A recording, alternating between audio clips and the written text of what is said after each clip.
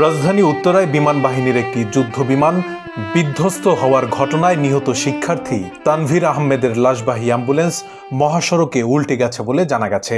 কালের কণ্ঠ সূত্রে জানা যায়, মির্জাপুরের নগরভাত গ্রামে নেওয়ার পথে অ্যাম্বুলেন্সটি মহাসড়কে উল্টে যায়। সোমবার দিবাগত রাত 2টার দিকে ঢাকা টাঙ্গাইল মহাসড়কের গাজীপুরের কালিয়াকৈর উপজেলার মৌচাক এলাকায় এ ঘটনা ঘটে। এ সময় অ্যাম্বুলেন্সে থাকা নিহতের এক স্বজন আহত হয়েছেন।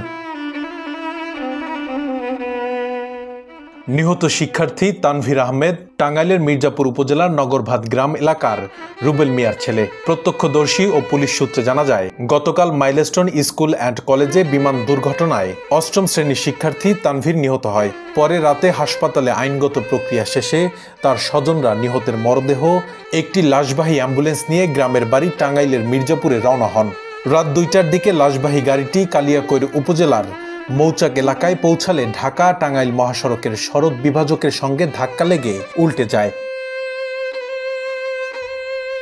এতে ওই গাড়িতে থাকা নিহতের এক স্বজন আহত হয়। খবর পেয়ে হাইওয়ে থানা পুলিশ ও পাশেই সেনাবাহিনী তাদের উদ্ধার করে। পরে আহতদের স্থানীয় হাসপাতাল থেকে প্রাথমিক চিকিৎসা দেওয়া হয়। শফিপুর তানহা হেলথ কেয়ার হাসপাতাল সূত্র জানায়, রাতে আহত অবস্থায় একজন এসেছিলেন। প্রাথমিক চিকিৎসা নিয়ে 10 মিনিটের মধ্যে চলে গেছেন।